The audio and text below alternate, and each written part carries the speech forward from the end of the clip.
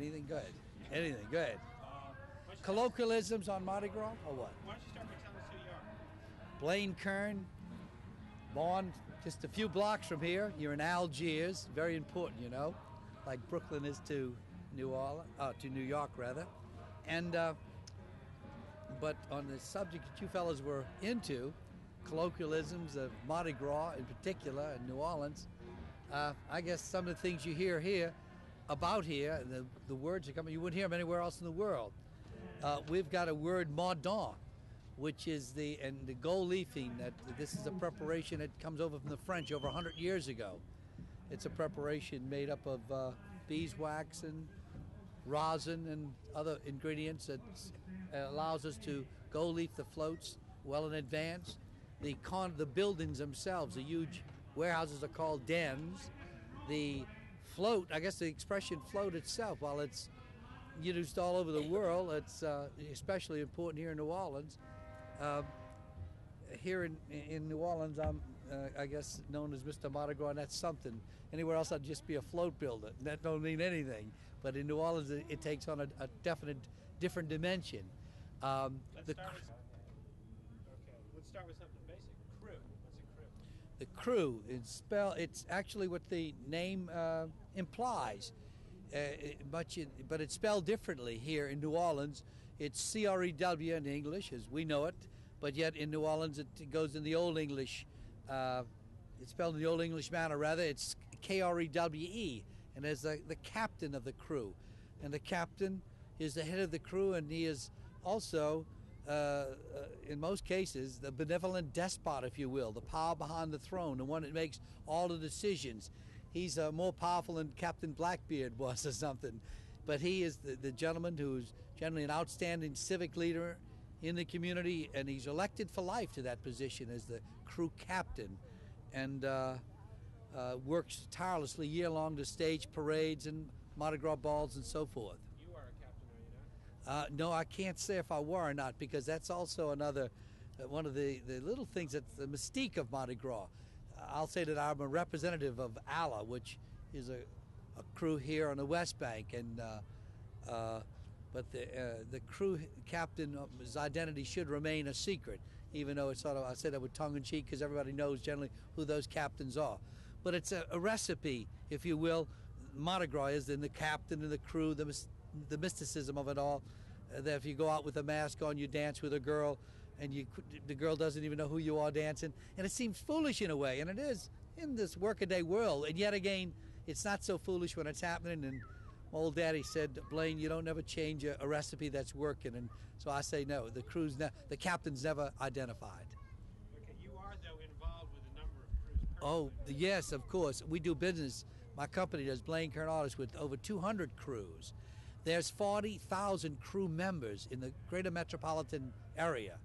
And if you think about that for a moment, 40,000. You know, some crews like Endymion have 1,000 people, and Shangri-La is 700 or 800, and a whole bunch of them are 500, 600, and 700. And we do business with 200. We do 38 parades, and I like to think we do the biggest and the best in the parades.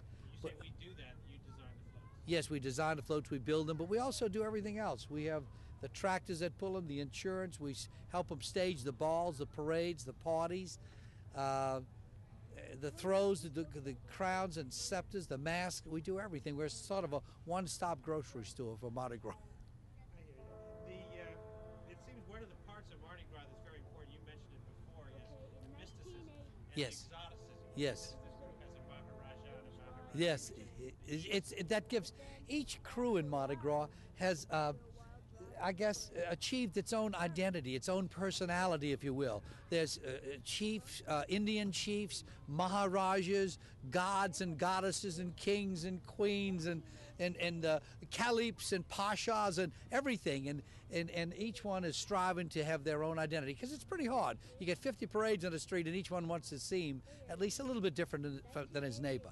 How do they come up with these terms? I mean, where does this come from? Well, most of it, naturally, as the name implies, a lot of it is Greek and Roman mythological terms, but then it gets into Norse mythology. There's Thor and there's the things, but most of them, I guess, over the years have evolved. Some are over 100 years old, And Mardi Gras is ever changing. I'm very glad to say that Mardi Gras at one time was just maybe 6 or 8 clubs that were the old line clubs, quote unquote, the blue bloods, if you will, of the city, those that had been the founders of the town. Their families were here 100 and 200 years. And now everybody, so to speak, is getting into the act. With all of the crews they've got now, they've got crews that are made up at one time of just people who were the pharmacists of the city. Then there's a group that were even the gamblers when the gambling was open here, and others that were of Italian extraction, and some that were sort of Jewish, and then some that were just, it goes back, and I'm trying to remember now, the Masonic orders and black groups. But now you're seeing for the first time, and nothing's been said about it, and I love it, there's blacks entering the white organizations and white entering some black organizations.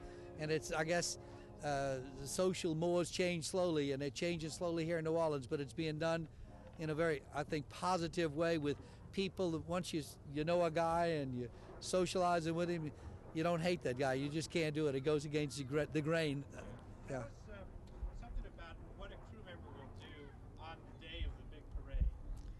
Okay, I mean, what I'm talking about is throwing the doubloons, throwing the beads, that sort of thing. You can switch the terminology. Yeah, just kind of I see. As if I was from Mars and I didn't understand what was going on. Well, the crew member will first of all report to his sergeant or his lieutenant aboard his float.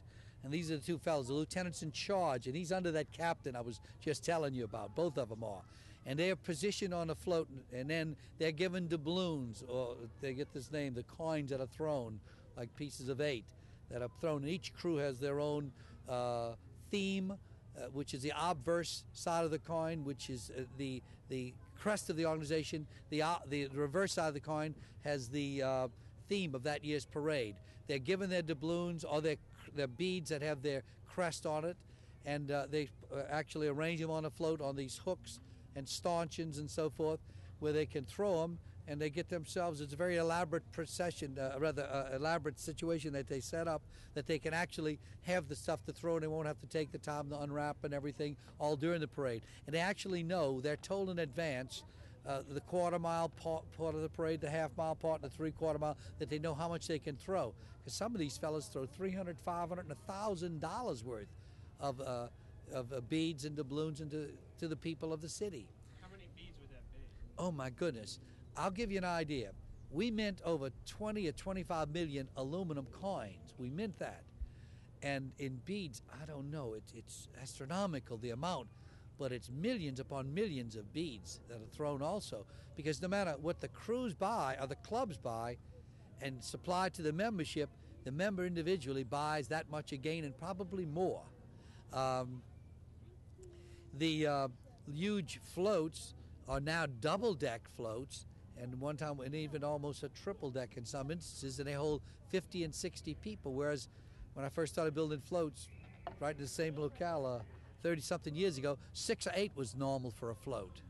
I see. So how much money is it likely for someone to spend on the entire Mardi Gras season? A crew member would spend anywhere from $1,000 to $2,000, the average crew member to belong to a crew.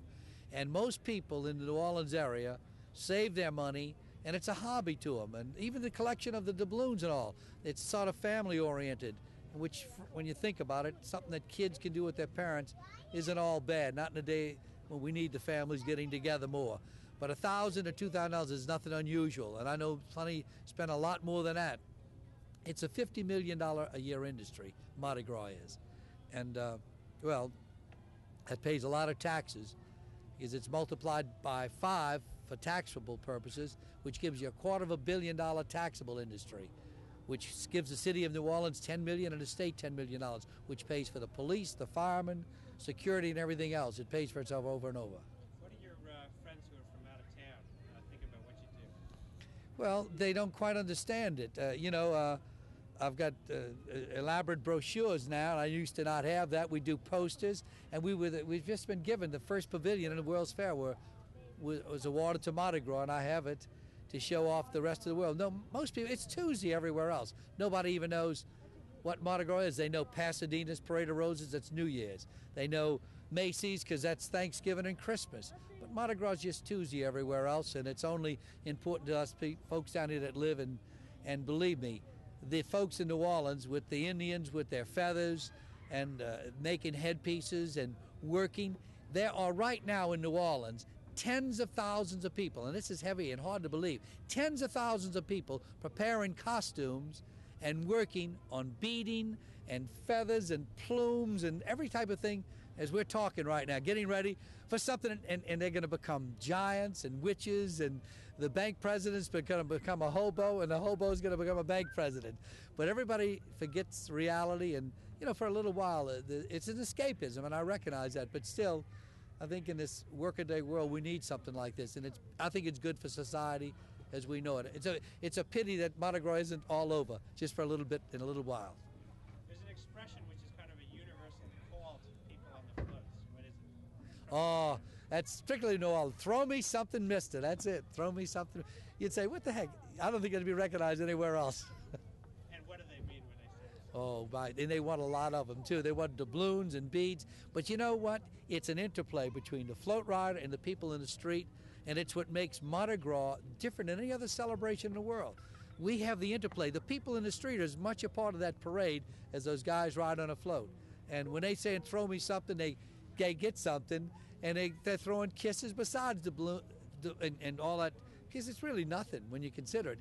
And I don't quite understand the psychology. That's over my head. But all I know is it departs in those people that's viewing the parade something good, because you see their face light up and they're smiling. You never see anybody frowning at a Mardi Gras parade. And think about that for a minute. That's important. So what's the best way to catch a doubloon? Oh, my goodness. Now, come on. Number one, it helps to be young and agile, but not so much because I see nuns. In fact, they make elaborate sticks and boxes, cigar boxes on the end and everything. But you see nuns picking the beads up and putting them in little girls. And you see old folks and you see young men picking them up and giving them to old folks. And you see black helping white and white helping black. And I think New Orleans Mardi Gras is a catalyst for people to know and love one another better. And I think that's helped New Orleans, generally speaking.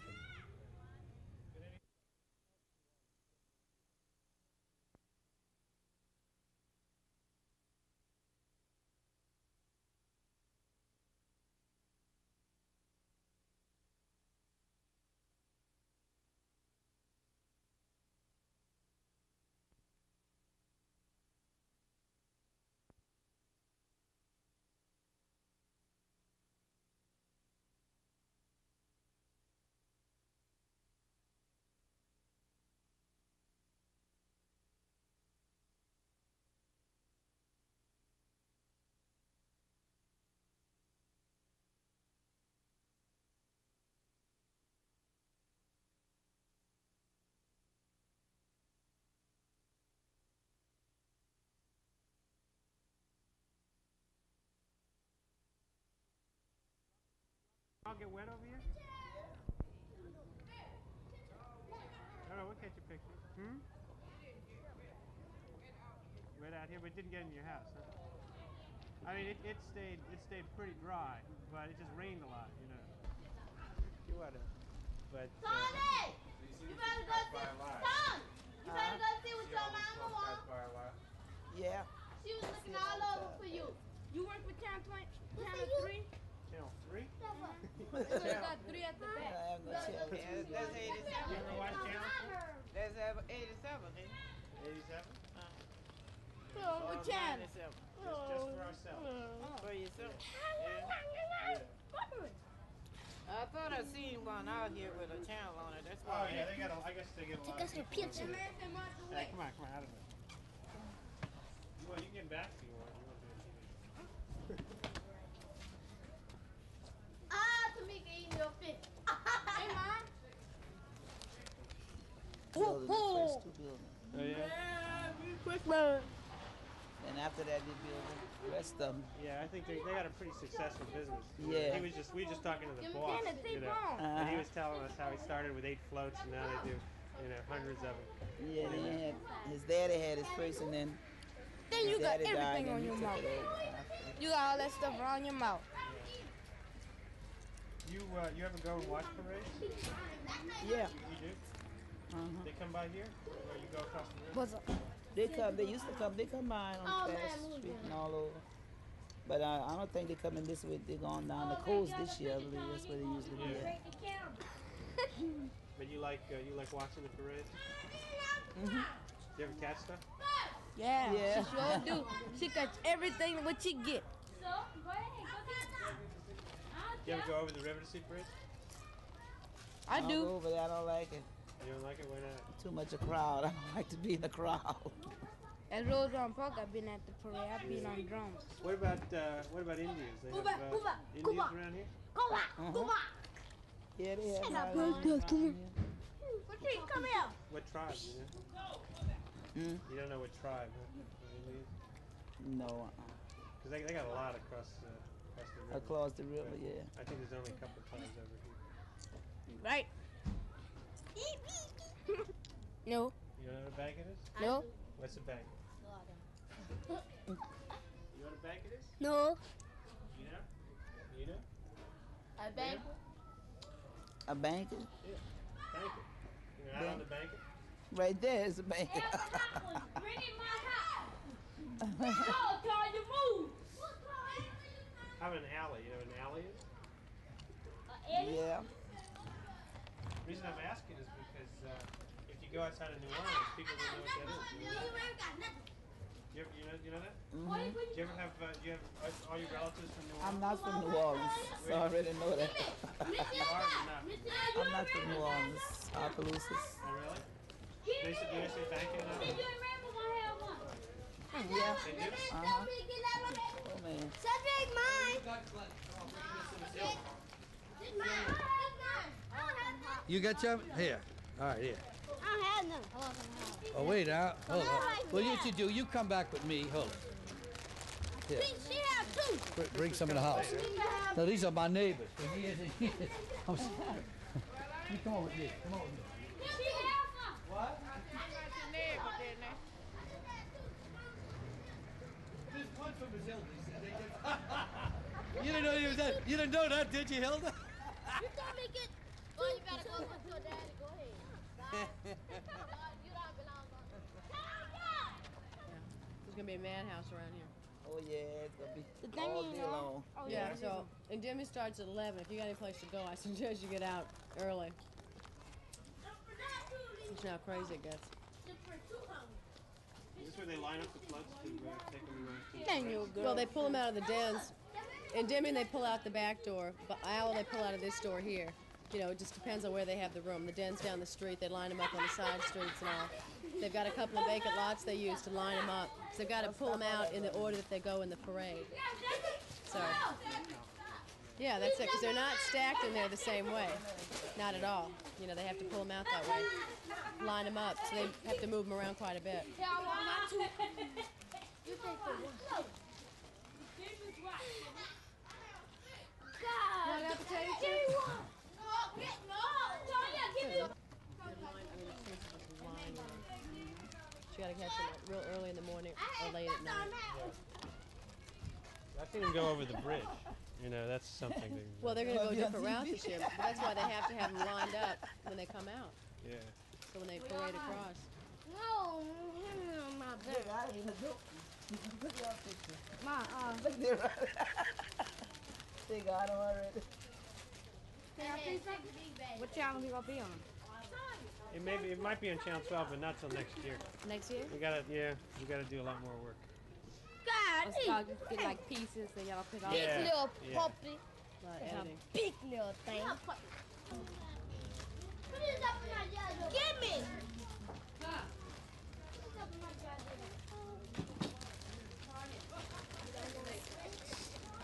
I ain't eating none of mine. So he's taking a picture. It's all the old footage you needed in there. Yeah.